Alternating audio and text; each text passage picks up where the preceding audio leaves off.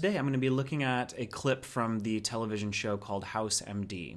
I really enjoyed this show, and I'm going to be looking specifically at a scene toward the end of the series. So unfortunately, as a part of this channel, there will be spoilers, but that is because I find maybe sometimes toward the most emotional climax of a particular movie or TV series that can be where some of the most emotionally ripe scenes are at. So I'm sorry in advance for the spoilers, but I hope you get a lot of value out of this video and hearing about my kind of moment-by-moment case formulation of this scene.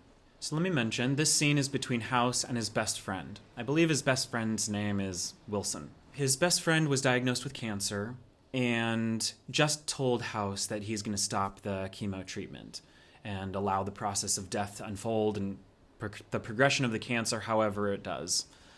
So this is the scene following that. Let's take a look. Okay, he's clearly sad.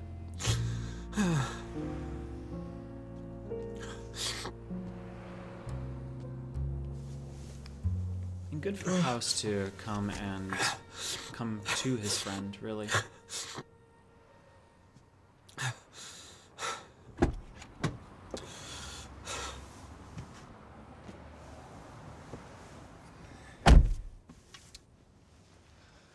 Look at you. You don't want to die. So something interesting happened there. I'm going to slow down, and this is what I'm trying to pay attention to. What is Wilson doing on a moment-by-moment basis with his emotions? You could see he started off just fully allowing himself to grieve and feel this sadness. And then as his friend approached, he could tell his friend was approaching, and you could see him start to contain it and shut down the sadness. So from an emotion-focused therapy standpoint, this would be viewed as possibly unproductive to help him resolve this sadness. It might be helpful to get through this interaction, but at least in terms of Wilson dealing with his own emotion, it's likely not helping him in this very moment because he's having to stop it and bottle it up for a moment. Of course I don't want to die. Well, then fight. I did. I tried. One time. So this is interesting. Okay. He's showing anger here. So clearly his sadness is activated, but he's showing this anger. So what do we make of that? Well, I hear that and take that as he has a primary emotion of sadness, but then there's this secondary anger. Now, what that could be about is him responding to this specific interaction where he maybe doesn't feel safe to be with his sadness. And a lot of people do this when it doesn't feel safe. So Wilson seems like he's doing that. I think that fits because House is notoriously invalidating and crass and shuts down his own emotional experience and kind of dissuades vulnerability from himself and those around him. So Wilson is likely responding to that and maybe kind of giving this anger to say, back off. Fine. House, get out of my car. There You it don't is. have to just Back off. accept it. Yes, I do have to accept this. I have 5 months to live, and you're making me go through this alone? Okay, that is really fascinating because he's showing an intense expression of anger, but listen to the very word he's saying as he's expressing the anger, alone, which suggests that the anger is not his primary feeling. He is feeling terribly alone. That's what the sadness is. I would suggest he's missing his friend and missing the comfort he really wants and needs to know he is cared about and supported as he looks toward the unknown, something very scary such as death, and maybe a slow, painful death depending on how his cancer progresses. So that's interesting, that incongruence between his emotion expression and even his word there. So let's see what happens next. Okay. Here comes the real grief. I'm pissed because I'm dying. It's not fair. Okay. So this is interesting. You know, I've only played a couple seconds here, but I think this is how interesting it is to notice nuanced and moment-by-moment changes in emotion and what is also said. He went back to his grief. He had an intense moment of grief and sadness presumably about him feeling terribly alone. But then he said an incongruent word, emotion label of anger. And you know what? To be fair, considering this context, he could feel angry. This is an existential issue where it doesn't feel fair that he's dying. This is an experience a lot of people have.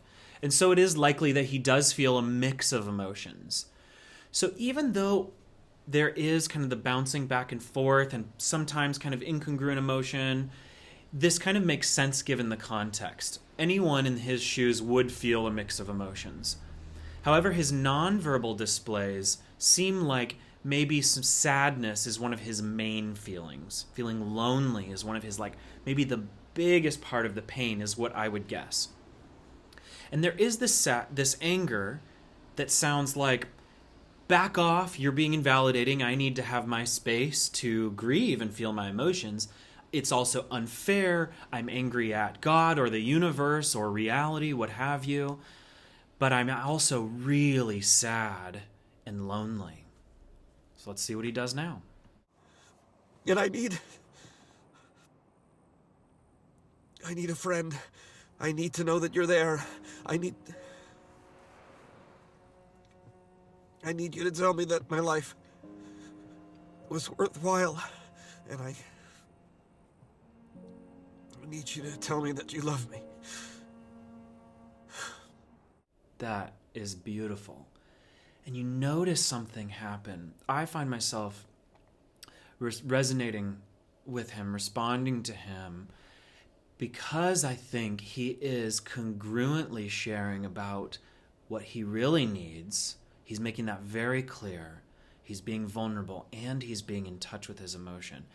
I would say that this is a productive expression of his emotion and what he needs to his friend. So when people do that, it tends to be more likely to be moving to other people.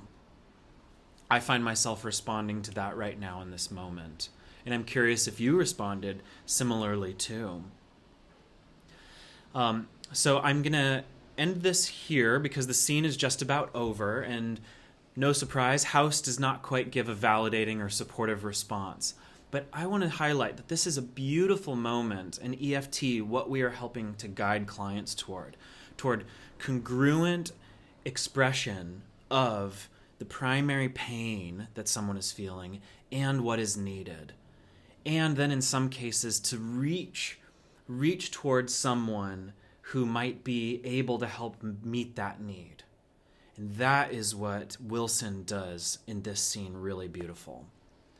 So I hope you enjoyed this analysis. If you're interested in learning more about emotion-focused therapy, please check out my website, eftpnw.com. You can check out the trainings there, or you can go to iseft.com. That's ISEFT, I believe, .org, actually.